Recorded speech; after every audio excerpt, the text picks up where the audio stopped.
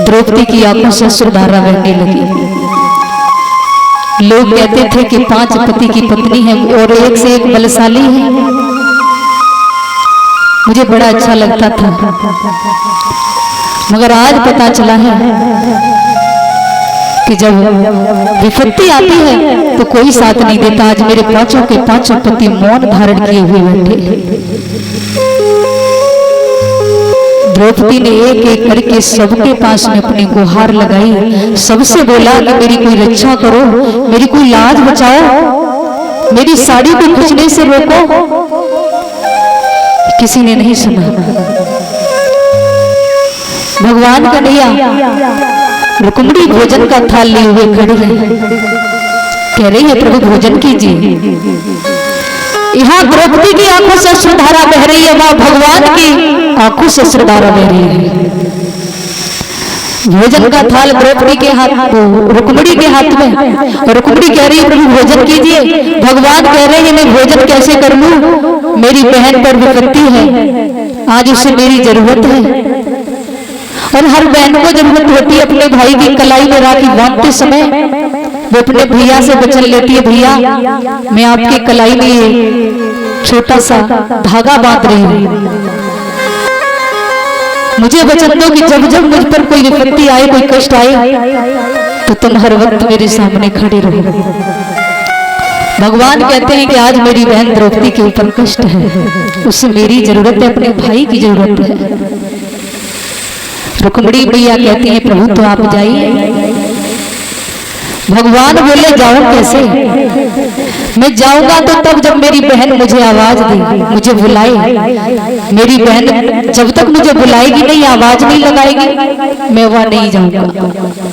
अभी तक वो अपने परिवारजनों के बीच में फंसी हुई है, उसे अभी भी अपने मन में ऐसा लग रहा है कि ये परिवार वाले उसकी रक्षा करेंगे, उसकी लाज को लुटने नहीं देंगे, वो बचा लेंगे, मगर वो भूल रही है कि परिवार वाले उसका कुछ नहीं कर पाएंगे।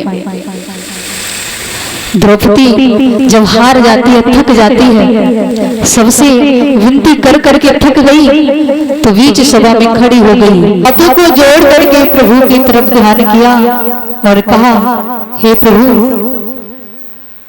घर परिवार वाले मेरा साथ छोड़ गए, सबसे एक एक करके मैंने विनय किया, सबसे विनती की कि मेरी कोई रक्षा करो, मेरी कोई लाज बचाओ। दुशासन मेरी साड़ी को खींच रहा है, इसे कोई रोको, मगर कोई भी आगे नहीं आया, सभी मौन धारण किए हुए हैं। यहाँ ऐसा लग रहा है जैसे धर्म सो रहा हो और अधर्म जाग रहा हो। भगवान कन्हैया के कानों में आवाज पड़ी, द्रौपदी का रो रो के बुरा हाल है, दुर्योधन हंस रहा है, दुशासन साड़ी को खींच रहा है, द्रौपदी रो रही है, 5 पति सर को झुकाए हुए बैठे हैं।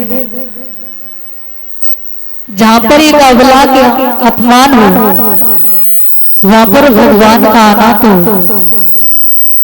आवश्यक है, और प्रभु आते हैं।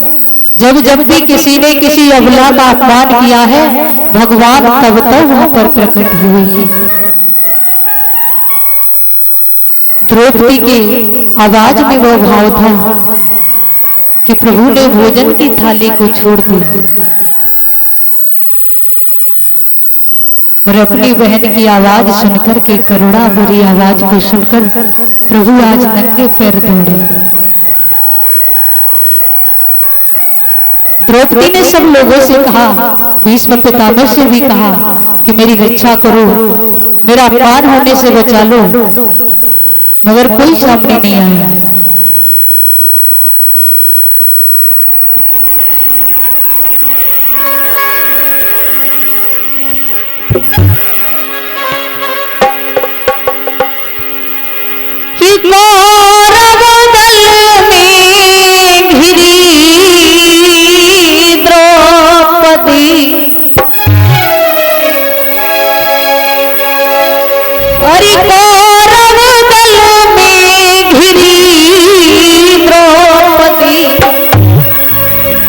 और मेरी हाशी जाएगी,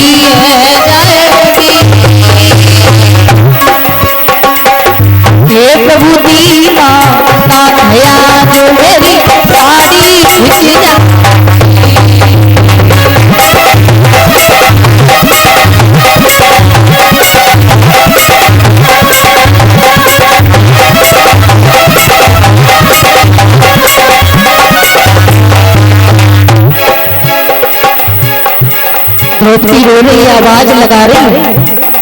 भगवान इधर नंगे पैर चले, साड़ी को चीर पर चीर बढ़ाते चले। दिखाई किसी को नहीं दिए, मगर भगवान ने रक्षा पूरी की। द्रौपदी कहने लगी है, अरे मैं कुल बधू तुम्हारे घर की, हाँ मैं कुल बधू तुम्हारे घर की, मेरी हसी न करवाओ, मुई दासी ले नाई मगर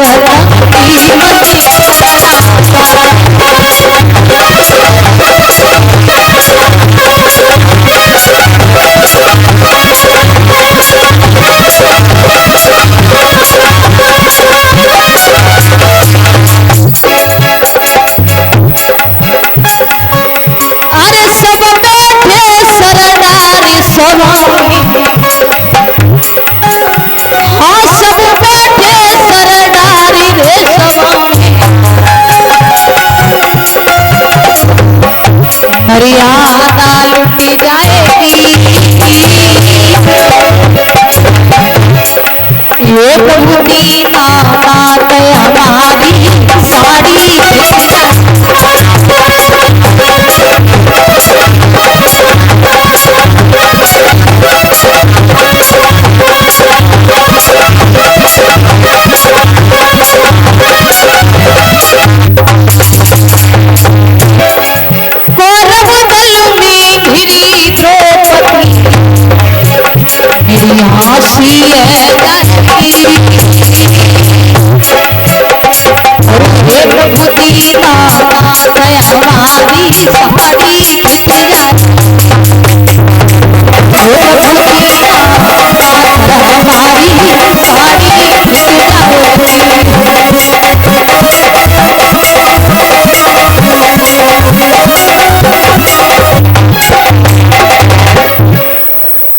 द्रौपदी ने आवाज लगाई,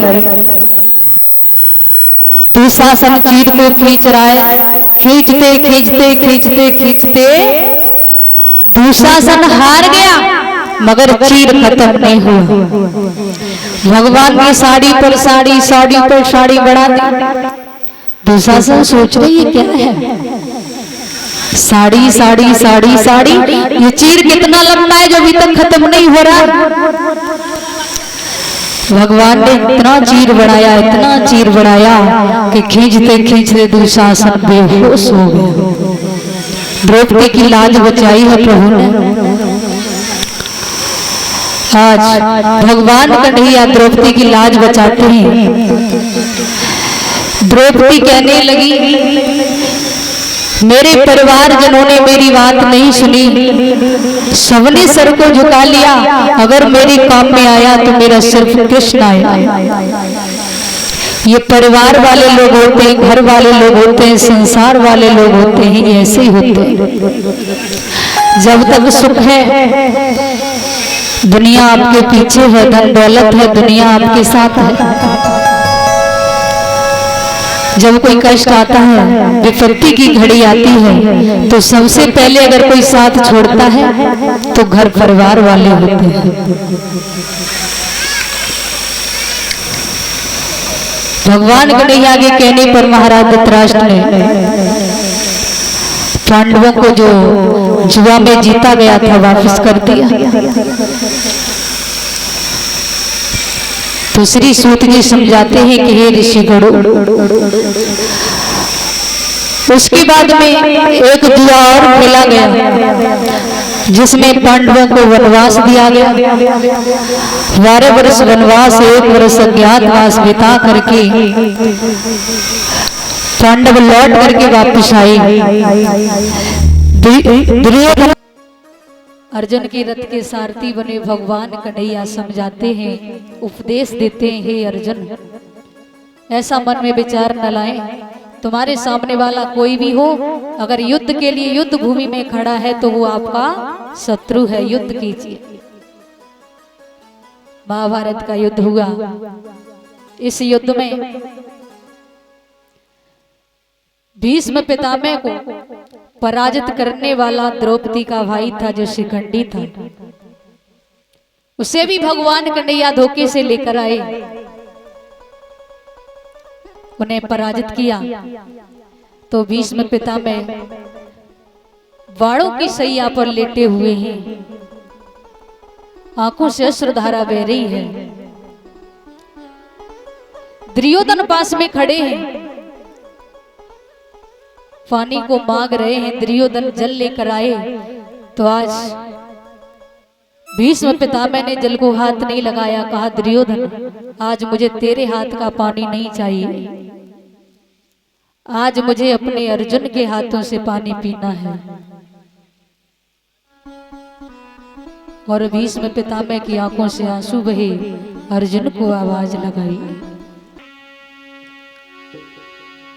अरे कदना की बात कभी सम सरसैया पे सोए,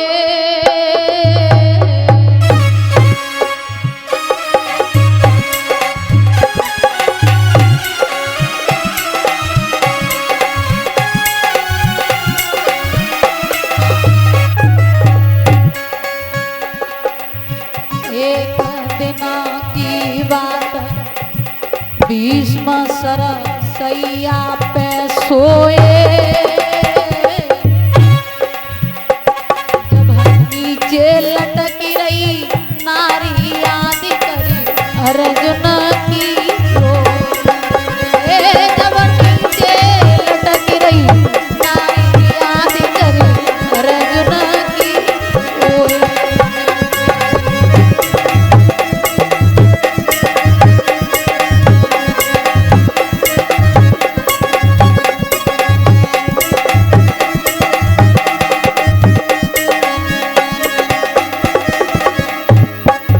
भगवान कन्हैया पास में खड़े हैं, भीष्म रो रहे हैं, आंखों से अश्रुधारा बह रही है। भगवान से इशारा कर रहे हैं, कन्हैया हमारी ये हालत नहीं होती, ये सब आपके कारण हुआ है। हमारी मृत्यु का कारण, मुझे पराजित करने का कारण सिर्फ आपको मालूम था और किसी को नहीं। अरे बुलाई दे मेरे पारथ को,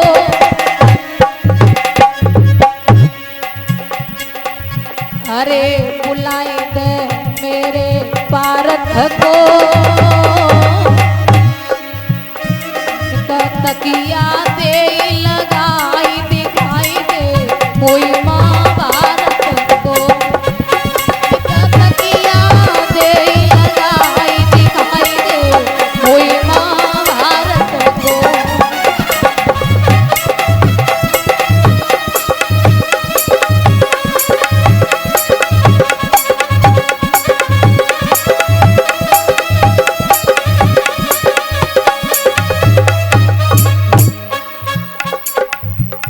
भीष्म पितामह ने अर्जुन को बुलाया, अर्जुन ने बाणों का तकिया लगाया, बाबा की गर्दन को सीधा किया। अरे शिखंडी मन में शर्म आवे, अरे शिखंडी मन में शर्म आवे, चाहे कितनो है जाए भैरवा खत सुध अपने की, चाहे कितनो है जाए भैरवा खत सुध अपने की आवे।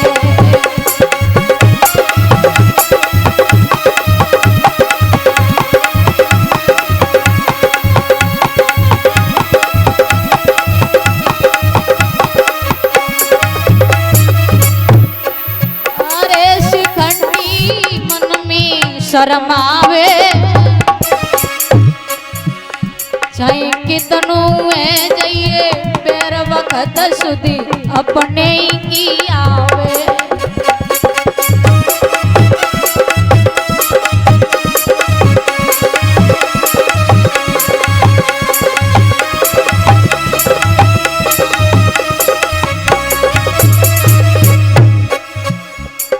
भीष्म पितामह के सर से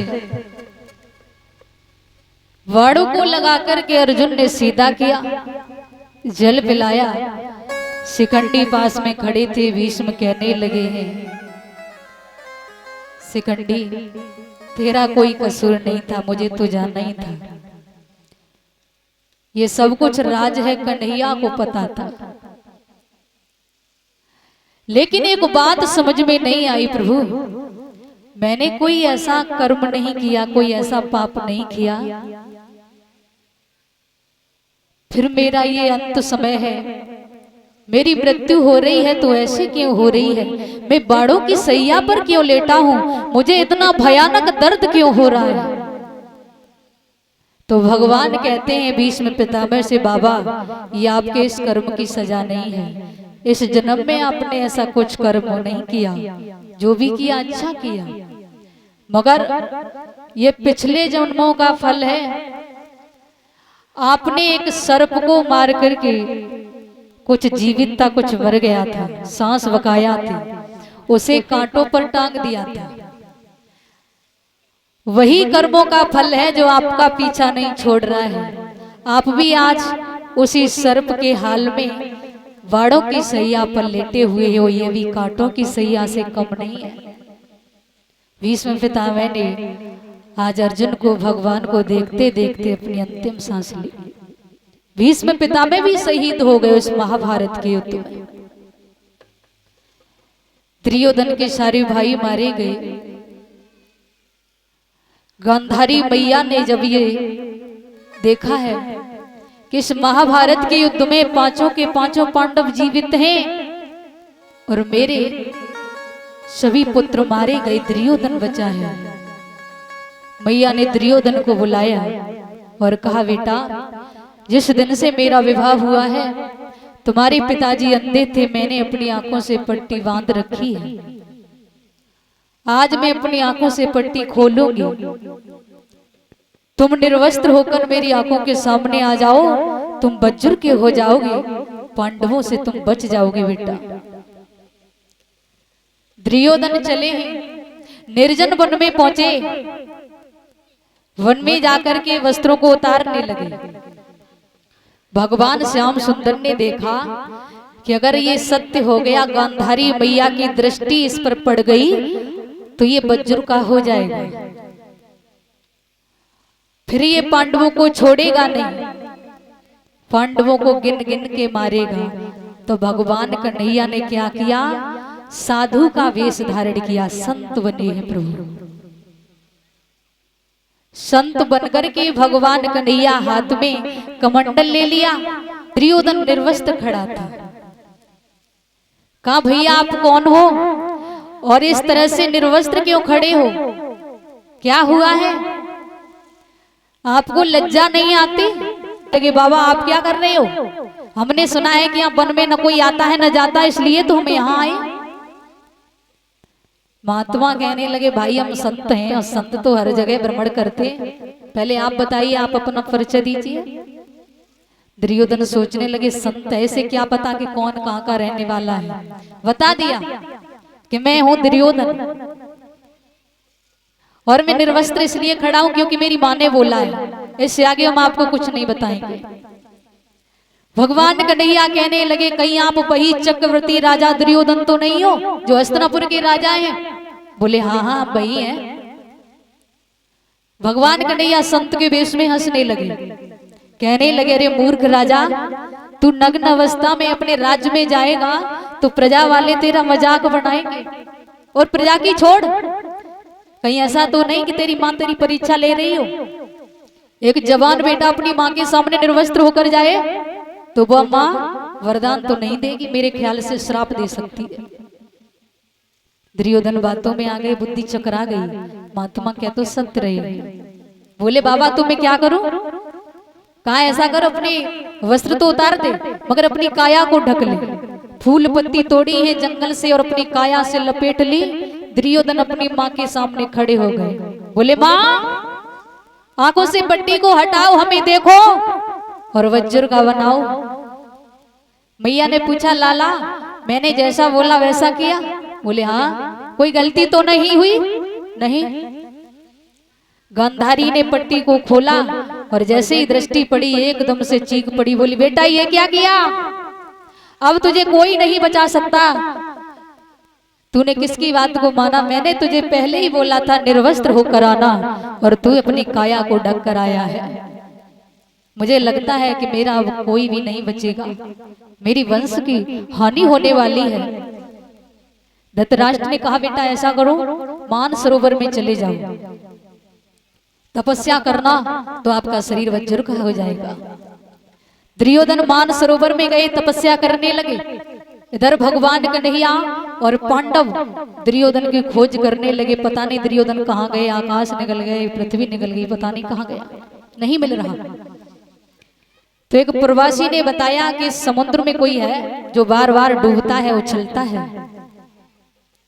भगवान समझ गए कोई और नहीं, दुर्योधन है।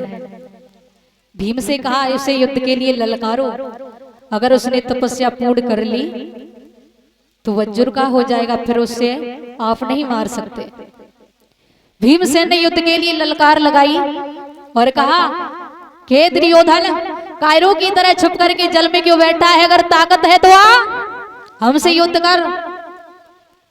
भीमसेन तो वैसे भी दुर्योधन जलता था बचपन से, निकल कर बाहर आ गए, भैया युद्ध हुआ।